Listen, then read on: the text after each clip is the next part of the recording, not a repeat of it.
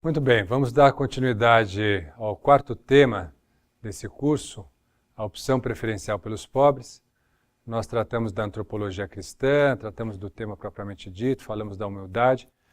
Nesse bloco nós vamos falar das patologias, das nossas dificuldades para lidar com o tema da pobreza, do pobre, e concluindo com a presença, com a figura do Cristo como referência, solução, orientação, caminho para uma boa relação, para um bom tratamento dessa questão da pobreza que tanto nos atinge.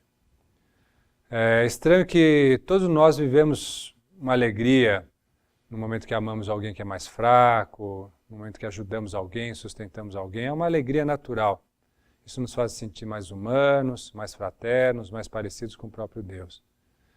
Mas essa alegria, há um risco dela ser atingida por um orgulho doentio, por uma falsa misericórdia, por um pietismo. Como disse o Papa Bento XVI, disse que o amor sem a verdade corre o risco de cair num pietismo, numa falsa piedade. E existem, portanto, patologias, pecados, dificuldades de amar de uma forma justa, equilibrada, madura. E nós apontaremos talvez 4 patologias, 4 dificuldades principais de lidar com o tema do pobre. A primeira é a ideologia da miséria.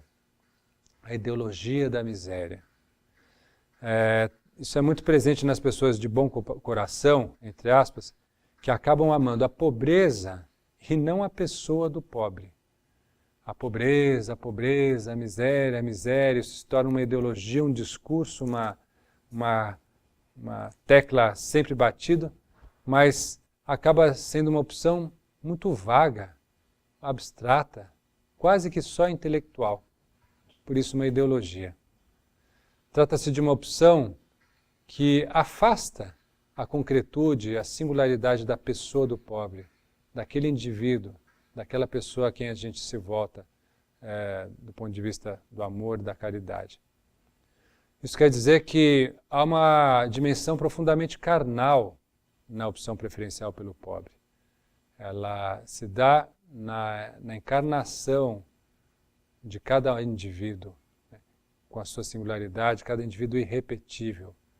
Não se trata de cuidar da miséria ou da pobreza em abstrato, como um conceito, mas de pessoas concretas. Por exemplo, ao ver uma pessoa que pede dinheiro na rua, temos um bom coração, pensamos em ajudar, até nos ajudamos, podemos ajudar, mas quando nos aproximamos, muitas vezes não somos capazes de olhar nos olhos daquela pessoa, ou de perguntar o seu nome, ou dizer o próprio nome, ou de entrar em diálogo. E aí nós nos contradizemos. Afinal, onde está a opção real, verdadeira, franca, sincera em relação à pessoa? Ou seja, nessa patologia nós amamos combater a pobreza do ponto de vista ideológico, mas preferimos não encontrar a pessoa que nós temos diante de nós. Seja porque ela é suja, seja porque ela nos dá medo, seja porque ela pode ter alguma repugnância. E aí ficamos numa ideologia sem a concretude, sem a encarnação, sem a relação interpessoal. Essa patologia vira uma pose, né? E a pose, sair bem na foto, passa a ser algo mais importante do que a própria opção preferencial e radical pelos pobres. A segunda patologia é a escolha dos meus pobres. Eu escolho entre os pobres aqueles que eu estou disposto a ajudar. Nem todo mundo é chamado à mesma vocação. Alguns têm um carisma particular para lidar com os doentes, outros com os miseráveis. É necessário, no entanto, ter claro que a opção preferencial pelos pobres significa um certo olhar para aqueles que são os mais fracos, especialmente na comunidade onde eu estou envolvido. Muitas vezes nós vamos fazer um trabalho voluntário, vamos ajudar um pobre que esteja distante, mas escolhemos um trabalho em função de um pobre que esteja distante, mas não olhamos para a própria pobreza, para a própria miséria dentro da nossa comunidade. E nós acabamos fazendo um olhar falso que cria uma espécie de um mercado de boas ações. Quase que até uma disputa pelos pobres. Não, este é o meu pobre, este é o pobre de outra ONG, é o pobre daquela igreja. Né? E, se nós formos notar, na verdade, o pobre está na nossa família, está no nosso bairro, está no nosso trabalho, um colega com uma depressão, uma vizinha solitária, uma viúva, uma criança órfã. Na verdade, não somos nós que escolhemos o pobre. Mas cabe a mim estar permanentemente aberto para acolher o pobre que me solicita, o pobre que se aproxima. Ou mais do que isso, eu tenho iniciativa de me aproximar daquele que eu percebo como excluído, como pobre, como miserável. E aí a palavra-chave é a gratuidade. É amar de forma gratuita. Amar, na verdade, de forma gratuita. A terceira forma de pobreza, a terceira patologia, é aquele que diz, ai, pobre de mim, como eu sou um coitado. Né? Aquele que se queixa da própria pobreza, a despeito da pobreza objetiva dos outros. Ah, eu sou um pobre coitado. Né? E não sou capaz de ver uma pobreza objetiva fora de mim, na doença, na miséria, na solidão. E eu sempre relativizo a pobreza dos outros, o mal dos outros, colocando o meu mal, a minha pobreza, a minha doença em evidência.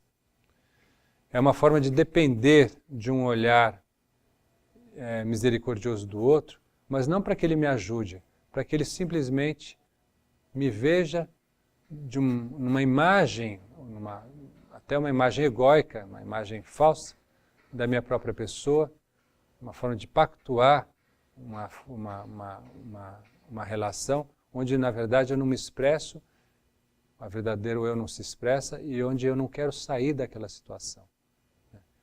E eu falo da minha dificuldade, da minha pobreza. Isso, no fundo, é quase que uma desculpa para não agir, ou para não viver, ou para não entrar em relação com o outro mais pobre ou o outro menos pobre. Na verdade, a nossa pobreza deveria nos tornar mais humanos, mais humildes, mais abertos, e não nos fecharmos num certo egoísmo do pobre de mim. Isso é muito comum. A quarta patologia é a patologia de não fazer muito para poder fazer bem. Não se deixar absorver pela pobreza, com ativismo. Há um risco de nós somos sempre tentados a entrar numa espécie de ativismo para a pobreza. E nem sempre é sábio cair nessa forma de orgulho, escondido ou revestido. Queremos fazer muito pelos outros, eu tenho um projeto de ajuda, eu tenho muito o que fazer, e tudo isso acaba se revestindo de um paternalismo, de um maternalismo excessivo. Há um perigo, portanto, do ativismo social. E aí, o ponto de equilíbrio é o ponto de salvaguardar, de proteger a dignidade do pobre e a própria dignidade. Amar ao próprio como a si mesmo, sem passar dos limites, sem passar dos próprios limites. Nós somos pobres nós mesmos, nós temos limites. Então, velar para não fazer demais, para não cair no exagero. Essa seria, então, a quarta patologia. E a resposta para todas elas é que somente Jesus salva. Somente Jesus redime. Somente Jesus pode nos resgatar da nossa pobreza, da nossa miséria. Essa é a conclusão. O remédio está no próprio Cristo.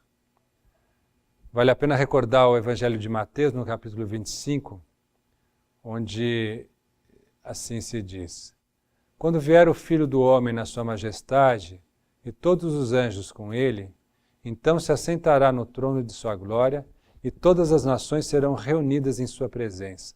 E ele separará uns dos outros, como o pastor que separa os cabritos das ovelhas. É uma passagem dura.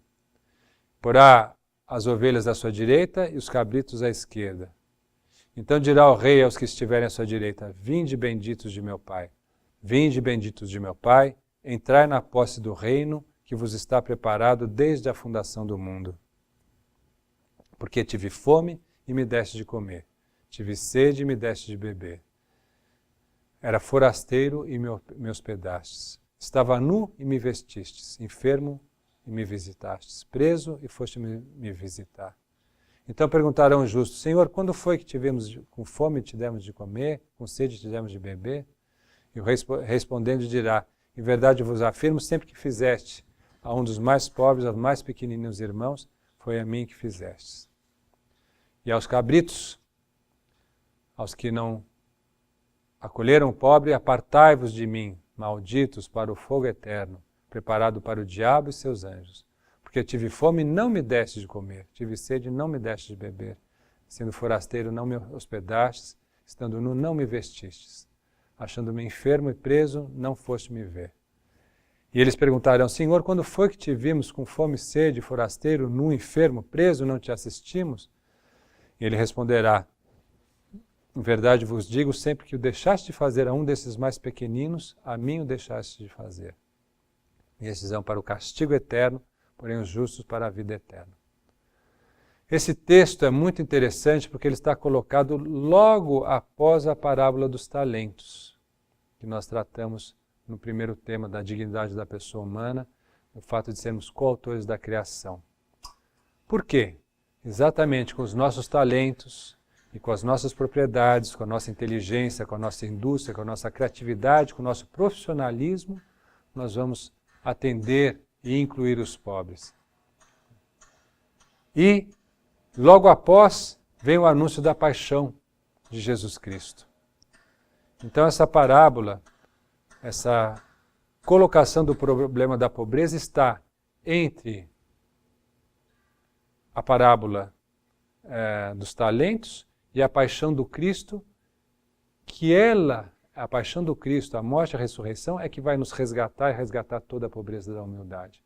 Nós fazemos tudo o que é possível do ponto de vista dos nossos talentos, dos nossos bens, em favor dos pobres, vestimos, acolhemos, aquecemos, ensinamos, mas com consciência de que acima dos pobres e de nós mesmos está Deus, que é o Redentor, na sua paixão, morte e ressurreição. Na parábola dos talentos, Deus deposita em nós a sua confiança, para que nós prossigamos a criação, para que nós façamos um justo julgamento das situações, para que nós façamos justiça e paz na terra, com a nossa capacidade de amar, de ter misericórdia. Então, dessa forma, nós concluímos a bússola, iniciando com a parábola dos talentos, com a nossa dignidade da pessoa humana, compartilhamos a condição de autores da criação com o nosso Deus Criador, visamos o bem comum, uma situação onde toda a humanidade tem acesso a todos os bens materiais e imateriais para o desenvolvimento pleno de cada povo, de cada grupo, de cada família e de cada pessoa. Para agir em favor do bem comum, nós aportamos as nossas propriedades, os nossos bens, as nossas tecnologias, os nossos saberes, dando sempre a opção preferencial pelos pobres. Norte, sul, leste, oeste. É a bússola da doutrina social da Igreja, que tem o Cristo como centro, que tem a figura de Jesus, o Filho do Homem, como o grande testemunho, um grande modelo. Esse texto que eu acabei de ler é um texto do julgamento, um julgamento sobre o amor. Não é preciso ter medo, porque nós somos capazes de aprender a amar. Os ensinamentos sobre o bem comum, sobre a dignidade da pessoa, nos resgatam e nos tornam mais semelhantes a Deus. E esse aprendizado nós temos do próprio Deus, que nos ensina, que é mestre, da Igreja, que é mãe e mestre. O amor de Deus não consiste em salvar todo mundo de uma forma heróica. O amor de Deus é muito mais poderoso porque Ele é o Salvador. Nesse texto sobre o julgamento, se destaca diante de nós a cruz do Cristo. O Cristo pobre, abandonado, prisioneiro, nu, faminto. Ele se fez pobre. Cada vez que vocês fizeram isso a um desses pequeninos, foi a mim que fizestes. Ele se fez pobre. É a cruz que coloca a ordem em toda a economia humana, em toda a política. Como diz São João da Cruz, na noite da nossa vida, nós seremos julgados pelo amor. É a cruz do amor que nos ensina a ser mais amor, a medida do amor. Nunca amaremos muito ou o suficiente, mas Jesus não fala em quantidade. Ele diz e nos convida para dar o pouco, o pão, o peixe, repartir o pouco que temos, acolher a cada um no que cada um pede, solicita. E com isso ninguém pode acusar Deus de estar distante. Um Deus que se colocou no lugar dos homens, um Deus que se colocou no lugar dos homens, da humanidade, um Deus que se fez pobre, não é um Deus distante. Não é um Deus que cria a terra, cria os céus, cria o homem e a mulher e se afasta dessa realidade. Ao contrário, ele vem, se encarna, se faz homem para nos ensinar a amar como ele amou. Interessante essa experiência que nós todos temos de nos surpreender com nós mesmos ao amar um pobre, um desfigurável, um miserável, alguém que está vivendo uma cruz cheio de sangue. Nós nos surpreendemos porque no fundo é a força do amor de Deus que habita em nós, que ama em nós, que passa por nós. E é uma maravilha podemos dar esse testemunho de fé e de amor, esse testemunho de fé e vida. Por isso que a opção preferencial pelos pobres não é uma teoria, não é uma regra moral, não é algo politicamente correto, não é uma boa consciência, não é um chantilly das nossas boas ações, não é nada disso. É muito mais do que isso, é muito mais radical do que isso. Graças ao fato de termos sido feitos à imagem e semelhança de Deus, somos capazes de viver e compreender o que foi a experiência do Cristo, podemos amar o crucificado, podemos nos deixar crucificar, podemos recolher da cruz o pobre que nós vemos ali pregado e que precisa da nossa ajuda, do nosso amparo. O amor por cada pobre se transforma pelo amor de Deus, que se dá ao morrer por nós. Essa é a opção preferencial pelos pobres, a opção que Cristo fez por nós. Agradeço a sua atenção. Com isso concluímos os 4 primeiros ensinos desse curso: a dignidade da pessoa humana, o bem comum, a função social da propriedade e a opção preferencial pelos pobres. Concluímos essa primeira etapa e vamos dar prosseguimento em seguida falando da autoridade e da subsidiariedade e da vida comunitária e da solidariedade. Muito obrigado pela sua atenção.